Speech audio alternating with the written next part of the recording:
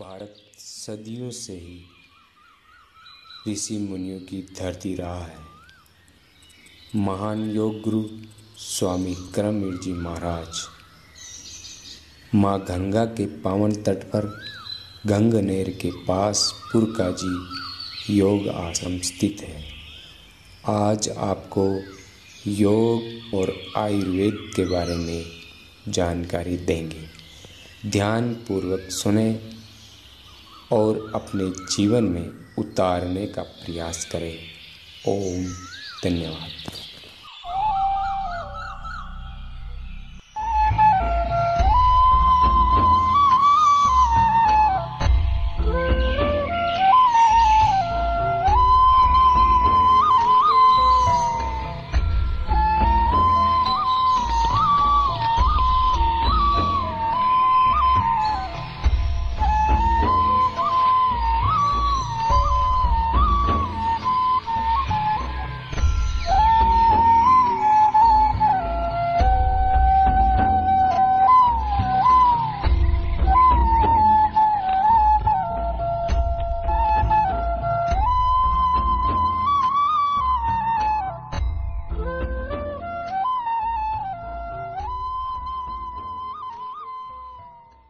नमस्कार जी, मैं हूं पृथ्वीराज कसाना और आज मैं जिन शख्सियत के साथ हूं उनको पहचान की कोई ज़रूरत नहीं है।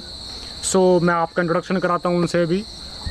मैं हूं इस वक्त योग गुरु स्वामी करमवीर जी के साथ। तो मैं हूं आज उनके साथ उनके आश्रम पुरकाजी में। तो जैसा कि आप सब लोग जानते हैं, एक ऐसी बीमारी जिससे आज पूरा संसार, देश ही नहीं पूरा संसार आज त्राही त्राही है, उस बीमारी का नाम है कोरोना, जिसने आज हर तकबे को, हर इंडस्ट्री को, हर इंसान को आज उस कंडीशन में ला के रख दिया है जैसा कि आपने पहले कभी सोचा नहीं होगा। तो मैं अपने स्वामी जी से एक बार चाहूँगा कि प्लीज़ हमें एक बार बताएं कि इस बीमारी से योग के थ्रू कैसे बचा जा सकता है। स्वामी जी प्लीज़ हमें बताने का कष्ट करिए। धन्यवाद। देखिए, आज हम देख रहे हैं पूरे विश्व के अंदर कोरोना नाम की एक बीमारी फैल रही है और एक ये वायरस है और इसका ये भी पता नहीं चलता है कहाँ से किस व्यक्ति को कैसे लग जाए, लेकिन फिर भी हमें हर समय सतर्क रहना है। तो आज हम विचार कर रहे हैं कि इस बीमारी का इलाज क्या है। देखिए, दो चीज़ें, prevention is better than cure. बीमारी नहीं आए तो हम क्या उपाय करें और आगे है तब हम उपाय क्या करें। आज हम देख रहे हैं कि हर व्यक्ति इससे ग्रस्त है और लगभग पूरी कंट्री, जितने भी विश्व के अंदर देश हैं, सभी में कुछ ना कुछ रूप में ये पाया गया। तो आज हम देख रहे हैं कि जिन लोगों की इम्यूनिटी पावर, रोग प्रतिकारक क्षमता बहुत अच्छी है, तो उन पर इसका आक्रमण नहीं हुआ। मैंने एक बार देखा, अभी एक मेरे पास समाचार आया, उसने कहा जी हमारी बहन को कोरोना हो गया दिल्ली के अंदर। तो मैंने कहा ठीक है, उसको उपचार करेंगे, लेकिन बोले एक आश्चर्य की बात है। तो उसने कहा कि वो 4 प्राणी रहते थे घर में। एक छोटा बच्चा था जो 5वीं क्लास में पढ़ता था, उन सब को हो गया लेकिन उस बच्चे को नहीं हुआ। मैंने क्यों? कि वो आधा पौना घंटा डेली योगासन प्राणायाम करता था, जबकि उसकी माँ खाना बनाती है उसके लिए, लेकिन उसको नहीं हुआ। तो इसका मतलब ये हुआ कि योग करने से हमारी रोग प्रतिकारक क्षमता इतनी बढ़ जाती है कि उसका अटैक हमारे ऊपर नहीं होता। तो मैं चाहूँगा सभी देशवासी भाई और बहनें योगाभ्यास प्राणायाम करें, जिससे हम इस महामारी से बच सकते हैं और सुरक्षित रह सकते हैं। जी स्वामी जी, बहुत बहुत धन्यवाद।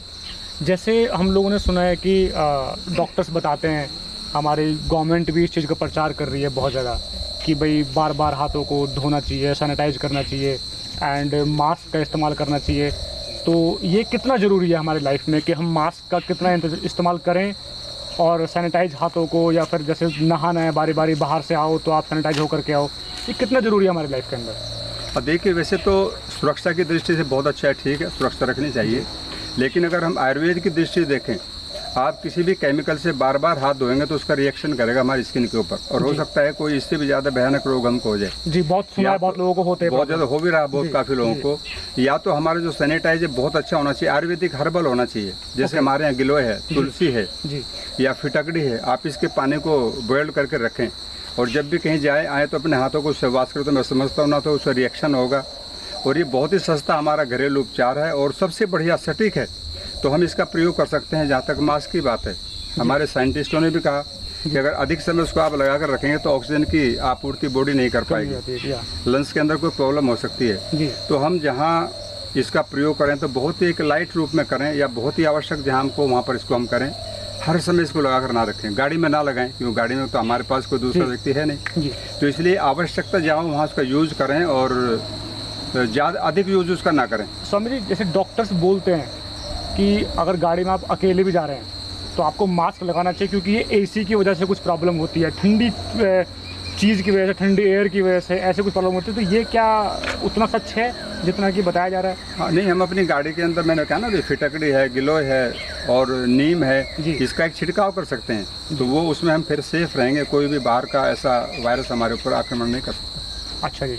अच्छा स्वामी जी, एक चीज़ बताइए कि जैसे जो उसके सिम्टम है, बहुत लोग नए नए तरीके बताते हैं कि ये भी सिस्टम अगर आ गया कि खांसी हो गई या जुकाम हो गया या हल्का सा फीवर किसी को फील हुआ तो डॉक्टर्स के पास जाएं, टेस्ट कराएं, या कुछ ऐसा है कि घर में उसका इलाज कर लिया जाए बैठ के, या डॉक्टर से जाकर के टेस्ट कराएं देन उसके बाद कोई इलाज किया जाए इसका? देखिए, होता क्या है, जैसे डॉक्टर कहते हैं कि इसका सबसे पहला अटैक हमारे गले के ऊपर होता है जी, और वहाँ से फिर धीरे से हमारे लंग्स में पहुँच जाता है।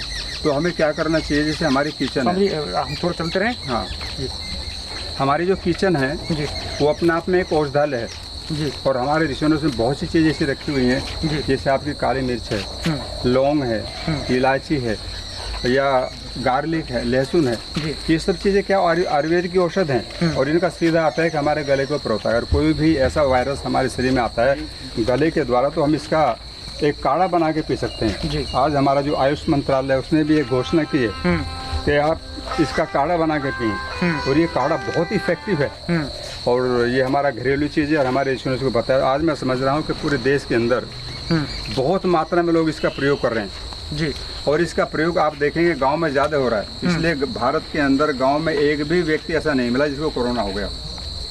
हाँ, अब तो वैसे कुछ केसेस आ रहे हैं गांव में, बट जैसे डॉक्टर से बात करते हैं कि डॉक्टर बोलते हैं कि जो टाइम है इस वक्त, जो अभी सितंबर अक्टूबर या इसका जो टाइम है, बरसात का जो टाइम है, इसके अंदर वायरस ऑटोमेटिकली आता है, जन्म लेता है। ये बीमारियों का वैसे टाइम है इसको बोलते हैं। बट इसमें क्या प्रॉब्लम हो रही है कि कोई भी अगर टेस्टिंग कराता है तो कुछ ना कुछ बीमारी निकल जाती है, लोग उसको कोरोना बता करके आज के दिन पूरा डरे हो गए। खैर, स्वामी जी ने बहुत अच्छी चीज़ बताई हम लोगों को। मैं स्वामी जी से एक चीज़ और पूछना चाहूँगा, जिस बीमारी से आजकल बहुत लोग पीड़ित हो रहे हैं और वो बड़ी भयंकर बीमारी है, तो स्वामी जी मैं पूछना चाहता हूँ, जैसे मेरे खुद के फादर को किडनी में कैंसर हो गया था, और आजकल हम लोग सुन रहे हैं बड़ा कि किसी न किसी को, हमारे रिलेटिव या कोई दूर के दोस्त, यार दोस्त, रिश्तेदार, किसी न किसी को, जानकार को कैंसर की बीमारी बड़ी हो रही है। और ये कोई एज का नहीं है, जैसे पहले सुनते थे कि भाई 70 साल का कोई इंसान है या उससे बड़ी एज का कोई इंसान है तो उसको कैंसर हो गया, लेकिन अब तो क्या है कि वो छोटी एज में भी कैंसर हो जा रहे हैं लोगों को। तो ये कैंसर एक्चुअली है क्या? आज तक हम लोगों को समझना है कैंसर एक्चुअली है क्या। देखिए, कैंसर एक ऐसी बीमारी है, जैसे आपने एक लोकोक्ति सुनी होगी जी, हम किसी गांव में जाते हैं, जो बुरा व्यक्ति होता है तो लोग कहते हैं भाई ये एक गांव के लिए कैंसर है। हाँ हाँ, सुनते हैं, बिल्कुल बिल्कुल। एक लोकोक्ति है हमारे देहात में कि भाई गांव के लिए फला व्यक्ति कैंसर है। तो कैंसर का मतलब है कि उसके अंदर ऐसे दोष हैं जो हमारे पूरे गांव को और हमारे क्षेत्र को, हमारी जाति को वो प्रभावित करता है, उसको बदनाम करता है और जिससे हमें हानि होती है सामाजिक। तो ठीक वैसे ही जो कैंसर एक रोग है वो एक ऐसा ही कैंसर है, कैंसर कहते हैं जिसका कोई उपाय ना हो। एलोपैथी ऐसा मानती है, लेकिन आयुर्वेद कहता है कि आयुर्वेद में पहले इसको अर्बुद कहा जाता था। जो शिष्ट होती थी अर्बुद का नाम दिया जाता, तो वहाँ पर कैंसर का प्रयोग वैसे नाम नहीं आता, तो कहते हैं कि अर्बुद, तो अर्बुद के रूप में हुआ करता था। तो हमारे आयुर्वेद में बहुत सी ऐसी चीज़ें हैं जो प्रिवेंटिव है कि जिसके कारण से हमें रोग नहीं आए। एक नहीं, कोई भी बीमारी, चाहे कैंसर जो अदर भी कोई डिजीज़ है। जैसे हमारे समाज में गांव में पालने, गाय हमारे एक ऐसा पशु है जिसको हम गौ माता भी कहते हैं और उसकी हर चीज़ उपयोगी है। मैं तो कहता हूँ जहाँ पर देसी गाय रहती है और वो मूत्र करती है, गोबर करती है और अपना श्वास छोड़ती है, वहाँ पर टीबी, कैंसर जैसी भयानक बीमारी हो नहीं सकती। लेकिन आज हो क्या गया कि हमने HF को पाले और अपनी देसी गाय को छोड़ दिया और आज देसी गाय ढूंढने को नहीं मिलती। आप लोग देखने के लिए आश्रम में बार बार आते हैं, जब हम देसी गाय को देखना चाहते हैं कैसी होती है। इनफैक्ट सॉरी, मैंने तो आश्रम में मैंने देखा है, मैंने ये वाला गाय का ये वाला जो रूप है गाय का मैंने पहली बार देखा है। हाँ। ऐसे मैंने रूप देखा ही नहीं गाय का पहले कभी। तो इसलिए आज जो कैंसर है वो हमारे खान पान से भी संबंधित है जी। अभी जैसे ये लॉकडाउन लगा, लॉकडाउन लगने के बाद में सब ट्रैफिक बंद हो गए जी। और पोल्यूशन फ्री हो गया वातावरण। तो देखने में आया ये जो लोग खाते थे जंक फूड वो सब दुकानें बंद हो गई, लोग डरने लगे कि हम सार्वजनिक स्थानों पर नहीं जाएंगे। तो देखने में ये आया कि तब से रोगों की संख्या कम हुई है जी। जिसका मतलब ये है कि हम जो खाना खा रहे थे वो अच्छा नहीं था जी। हम जो जिस पर्यावरण में जी रहे थे वो पर्यावरण भी अच्छा नहीं था, विषाक्त था। जी। तो इन सब चीज़ों से भी हम प्रभावित हो रहे हैं। अब जिसकी बॉडी के अंदर इम्यूनिटी पावर वीक है, जी। रोग प्रतिकारक क्षमता कमजोर है, तो ये बीमारी सबसे पहले उसी को पकड़ती हैं। तो इसलिए आवश्यकता है इम्यूनिटी स्ट्रॉन्ग करने की स्ट्रॉन्ग करने की जरूरत है, वो होती है योग से। योग से। इसलिए हमारे ऋषियों ने, जब मैं कई बार सोचता हूँ कि महर्षि पतंजलि अगर योग पर जो पूरे विश्व में उन्होंने फैलाई है जी। इस पर अगर वो टैक्स लगा जाते कि भाई ये इससे हमें रॉयल्टी मिलेगी, तो आज भारत को इतना पैसा मिलता है, हमें हाथ हिलाने की जरूरत नहीं पड़ती। एग्जैक्टली। लेकिन क्योंकि ऋषियों की जो विचारधारा वो थोड़ा अलग होती है, वो हमेशा समाज के लिए जीते हैं। उन्होंने पैसे के लिए नहीं, उन्होंने समाज के लिए योग सबको फ्री दिया और आज पूरा विश्व योग कर रहा है। इसकी मान्यता पूरे विश्व में हुई है। तो मैं समझता हूँ ये छोटी बात नहीं है। तो इसलिए ऋषियों की जो परंपरा है हम उसको फॉलो करेंगे तो कैंसर जैसी महामारी से हम बच सकते हैं और ये हमारे परिवार में, हमारे समाज में अपना स्थान नहीं बना सकते। जी, बहुत अच्छी बात बताई आपने स्वामी जी। ये बताइए थोड़ा सा मैं जानना चाहता हूँ कि जैसे भाई हमारे प्रधानमंत्री जी भी और हमारी गवर्नमेंट, चाहे स्टेट गवर्नमेंट हो, सेंट्रल गवर्नमेंट हो या कुछ भी इस टाइप की चीज़ें हों, बहुत सारी संस्थाएं हैं जो इस पर काम कर रही है। ये जो प्लास्टिक है, जो हम जैसे प्लास्टिक की पॉलीथीन हो गई या प्लास्टिक की बॉटल्स हो गई या ऐसी बहुत सारी चीज़ें प्लास्टिक डे टू डे हम लोग घर में यूज़ करते हैं, ये कितना हार्मफुल है हमारी लाइफ के अंदर, जिससे कि बीमारियां, जो मुझे सुनने में आया है, मेरे डॉक्टर से बात हुई थी, अब आई डोंट नो कितना सच है कितना गलत है, कि प्लास्टिक की वजह से भी कैंसर होता है या प्लास्टिक की वजह से और बहुत सारी बीमारियां होती हैं। तो इसके बारे में अगर आप कुछ बताना चाहें तो। हाँ, देखिए प्राचीन काल में, प्राचीन समय में ये सब चीज़ें नहीं थी जी। हमारे यहाँ अगर ये सब चीज़ें थी तो वो बांस पेपर की हुआ करती थी। आपने देखा हो जब हम छोटे बच्चे हुआ करते थे, पुस्तक पर चढ़ाने के लिए बांस का पेपर आता था जी। उससे हम यूज करते थे जी। तो वो उसका कोई भी हमारी प्रकृति के ऊपर उसका दुष्प्रभाव नहीं था जी। और आज जो प्लास्टिक है, आप प्लास्टिक को ये नहीं कह सकते कि किस जगह पर नहीं है। हर क्षेत्र में आप कुर्सी पर बैठे हैं तो प्लास्टिक में, प्लास्टिक है। आप कोई सामान मार्केट से लेकर जा रहे हैं तो प्लास्टिक के अंदर है, पॉलीथीन यूज करते हैं और आप पॉलीथीन यूज कर रहे हैं। आप बहुत सी चीजें, यहाँ तक कि पानी की बोतल है, और जिस गाड़ी में बैठे हैं ना उसमें भी अधिकांश भाग इसी से बना हुआ है। तो ठीक है, वो सुपर क्वालिटी होगा लेकिन है इसी से संबंधित। तो हर जगह पर प्लास्टिक है। तो मैं चाहूँगा कि हम इसका कम से कम प्रयोग करें जी, और कम से कम खाने की चीज़ों में तो ना करें। बिल्कुल बिल्कुल। जहाँ बहुत ही आवश्यक है और उसका कोई दूसरा उपाय नहीं है, गर्म चीज जो है उसको उसमें ना डालें। हाँ, ऐसा ये ठीक बात। तो यदि उसका प्रयोग करते हैं तो मैं समझता हूँ ये हमारे लिए और समाज के लिए, आने वाली पीढ़ी के लिए बहुत अच्छा होगा। और नहीं स्वामी जी, बहुत बहुत अच्छी बात है। और ये बात मुझे थोड़ा पहले करनी चाहिए थी, लेकिन मैं चलो बाद में पूछा। थोड़ा सा हमें आश्रम के बारे में बताओ, ताकि इस आश्रम का नाम बड़ा सुना है, हम भी दिल्ली से स्पेशल आपसे मिलना, आपका आशीर्वाद लेना है। धन्यवाद। तो थोड़ा सा हमें आश्रम के बारे में बताएं और यहाँ का थोड़ा जो कल्चर है उसके बारे में बताएं प्लीज़। हाँ, देखिए हमारा ये एक आश्रम है, महर्षि पतंजलि अंतर्राष्ट्रीय योग विद्यापीठ जी। और हमारे 3 सब्जेक्ट हैं जिस पर हम काम करते हैं, क्योंकि कोई भी संस्था हो या कोई भी व्यक्ति अपना एक एम बनाता है कि भाई मुझे किस पे काम करना है जी। तो हम तो साधु है, हम तो फ्रीली लाइफ जीते हैं, तो हमें कहाँ कार्य करें। तो हमने 3 अपने उद्देश्य बनाए हैं। एक तो हमारी शिक्षा जी, और योग और चिकित्सा जी, और गौ संवर्धन। ओके। तो हम 3 विषयों पर काम करते हैं। तो इसलिए हम इस क्षेत्र में यहाँ पर सबसे पहले गिर गायों को लेकर के आए जी। भारतीय नस्ली गायों को यहाँ पर हमने बढ़ा, लोगों को दिखाया, इसके बारे में बताया। इसका दूध बहुत अच्छा है, आप सब इसको लाइए, इसका सेवन कीजिए। गिर गाय? हाँ, गिर गाय है जो के बारे में बताओ। गाय जो गुजरात में पाई जाती है। अच्छा।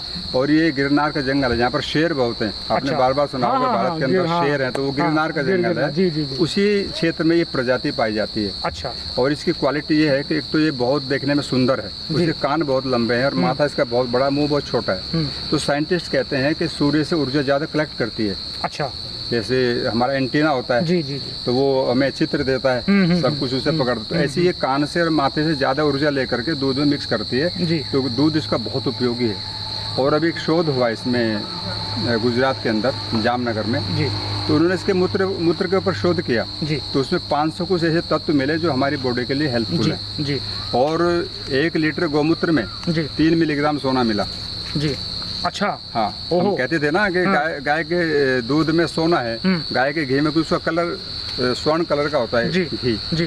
तो उन्होंने कहा कि उसमें तो है ही है जी, लेकिन इसके मूत्र में भी सोना है। तो यदि हम उसका सेवन करते हैं तो ये जैसे कैंसर जैसी बीमारी है इसको हम दूर कर सकते हैं, या बॉडी में कोई भी किसी प्रकार के टॉक्सिन्स हैं जी हम सबको दूर कर सकते हैं केवल गोमूत्र के द्वारा। तो इसकी बहुत बड़ी उपयोगिता है और आज इसका क्रेज है पूरे देश के अंदर और यहाँ ही नहीं बल्कि बाहर भी जी। बाहर के लोग भी हमारी भारतीय प्रजाति जो गाय की उसको लेकर जा रहे हैं और वहाँ पर इसका विस्तार कर रहे हैं क्योंकि इसका दूध जो है इसका A2 मिल्क है। अच्छा। और A2 मिल्क के अंदर ये क्वालिटी होती है कि वो हमारी हेल्थ के लिए सर्वोत्तम माना गया। अच्छा। तो इसलिए A2 मिल्क के आज तो ये गाय का दूध है तो हमने यहाँ पर गायों को फैलाया और लोगों ने हजारों गाय में समझता हूँ क्षेत्र में हमारे यहाँ देख करके वो खरीदी है और उसका पालन कर रहे हैं, बच्चों को दूध पिलाते हैं। अभी हम लोग आपसे टाइम लेने से पहले आप थोड़ा व्यस्त थे, कहीं बाहर गए हुए थे, तो हम लोग हरिद्वार चले गए तो सेम इस टाइप की गायें हमें हरिद्वार में देखने को मिली। हाँ, कुछ आश्रमों के अंदर। हाँ जी, हाँ जी। तो फिर इसलिए हम लोगों ने थोड़ा सा पूछा एक बार आपसे कि ऐसी मतलब गाय की प्रजाति हम लोगों ने ये पहली बार देखी है इधर। अच्छा स्वामी जी, एक चीज़ मैं और पूछना चाहूँगा, जैसे जो आज का यूथ है, जो यंगस्टर है, जो आजकल समझ लो कि मैं समझता हूँ कि 25 से लेकर के 40 साल का हम यूथ ही बोल देते हैं। ठीक बात है। बड़ा वीक है किसी भी चीज़ को लेकर के। जैसे कोई व्यापार करता है, व्यापार में कोई हानि हो जाए तो उसको लोग ना एडजस्ट नहीं कर पाते। किसी की जॉब चली जाए, जॉब में कोई प्रॉब्लम हो जाए तो टेंशन इतनी हावी कर लेते हैं सर के ऊपर कि उनको लगता है आत्महत्या तक कर लेते हैं। आत्महत्या कर लेते हैं। उनको लगता है कि सब कुछ खत्म हो गया है।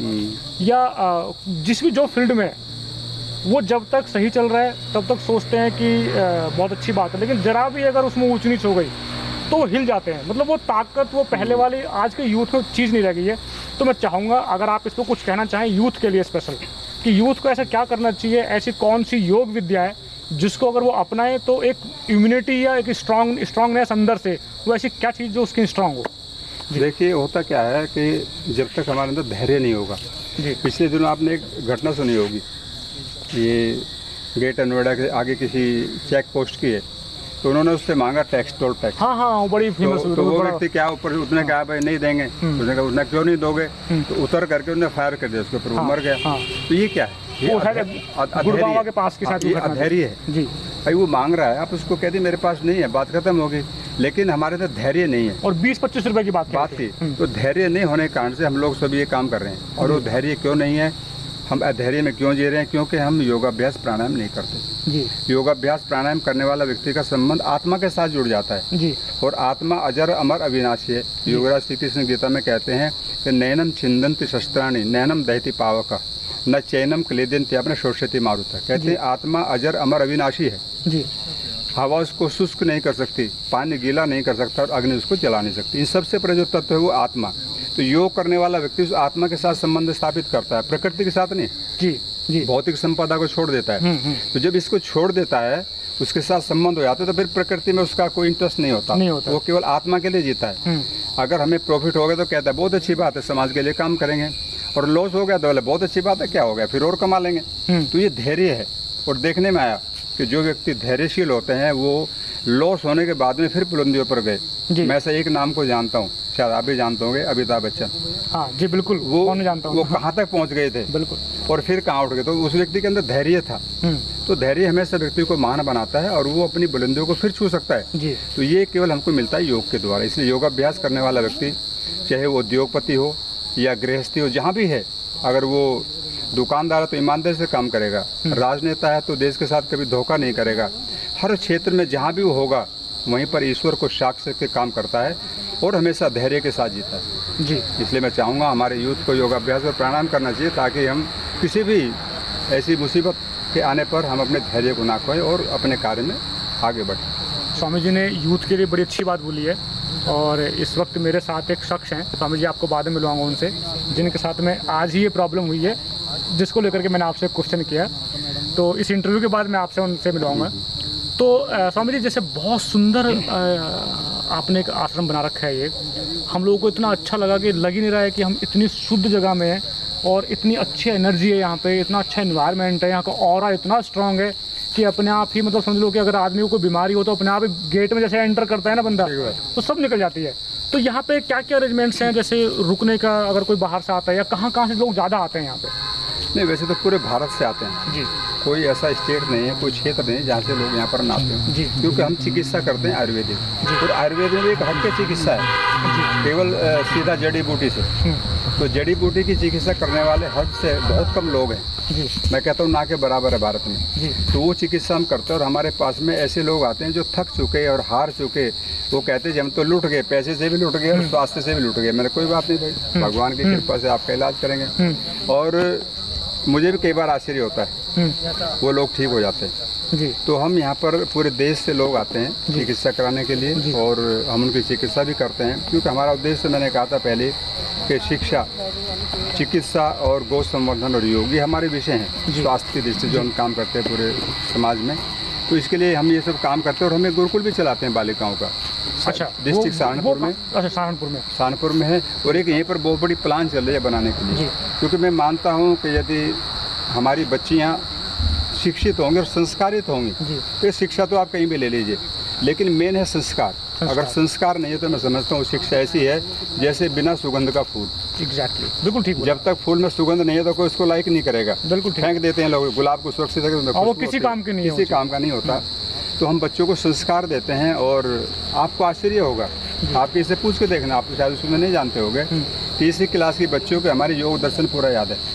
अरे वाह, बड़े बड़े महात्माओं को नहीं मिलेगा, आप पूछ के देखना कि बड़े महात्मा से योग दर्शन याद है क्या भाई आपको, तो बोलेगा नहीं, हम तो मेन चीज याद रखते हैं। लेकिन तीसरी क्लास में बच्चों को योग दर्शन पूरा याद है, गीता आदि याद है, छोटे छोटे बच्चे हैं। Very good. तो आगे हम उसको प्रयास कर रहे हैं, उसको आगे बढ़ाने के लिए जी। तो मेरा कहने का मतलब है कि हम बच्चे हैं हमारे अभी उसमें? हाँ, उसमें काफी बच्चे पढ़ रहे हैं, कुछ नए नए एडमिशन हो रहे हैं, थोड़ा आ रहे हैं बच्चे, आ रहे हैं नए नए बच्चे उसमें। तो ये हमारा विषय है कि हम कहते हैं ना कि अगर एक बच्ची पढ़ लिख जाए तो 2-3 पीढ़ियाँ सुधर जाती है, लेकिन मेरी मान्यता थोड़ा अलग है जी।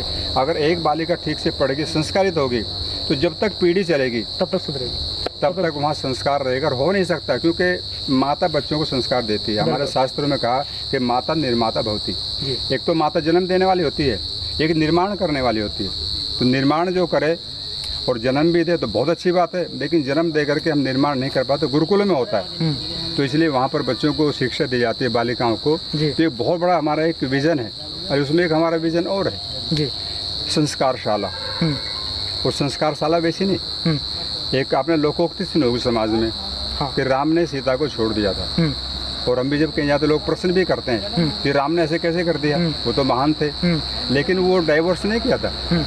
जब प्राचीन काल में एक ऐसी व्यवस्था थी बड़े घरानों में विशेषकर कि जब बहनें प्रेग्नेंट हो जाएं तो ऋषियों के आश्रम में छोड़ देते थे। अच्छा, वहाँ पर उनको संस्कार दिए जाते थे। अच्छा, ना तो टेंशन है, ना तनाव है, किसी को मतलब नहीं, वो घर वाला को यही नहीं। वहाँ जो संस्कार माँ को आ रहे हैं बच्चे को ऑटोमेटिकली मिलेंगे जी, क्योंकि बच्चा 2 तरह से खुराक लेता है, एक तो शारीरिक लेता है, एक मानसिक लेता है। तो शारीरिक पर तो हमारा बहुत ध्यान रहता है, हम ऐसी बहनों को काजू बादाम किशमिश ड्राई फ्रूट जितना भी कर सकते हैं सब कुछ करते हैं, लेकिन मानसिक कुछ नहीं देते।